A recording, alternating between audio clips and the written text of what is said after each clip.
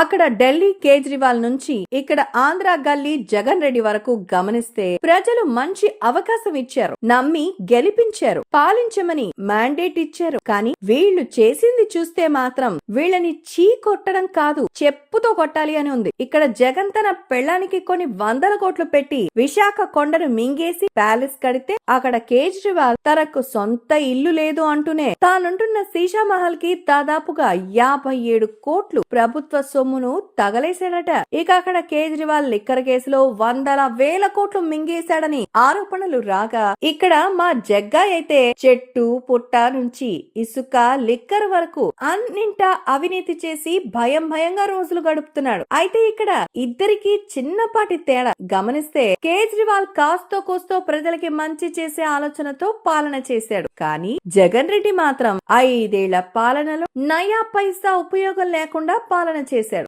ఏదేమైనా అవకాశాన్ని సద్వినియోగం చేసుకునే విషయంలో మాత్రం ఇద్దరు పూర్తిగా విఫలమైనట్టే. అయితే విషయపరంగా కేజ్రీవాల్ తో జగన్ ని పోల్చాలే తప్ప పచ్చిగా మాట్లాడుకుంటే కేజ్రీవాల్ 3 సార్లు గెలిచి శభాష్ అనిపించుకుంటే జగన్ మాత్రం ఒక్క అవకాశంతో ఒక ఫెయిల్డ్ లీడర్ గా మిగిలిపోయాడు.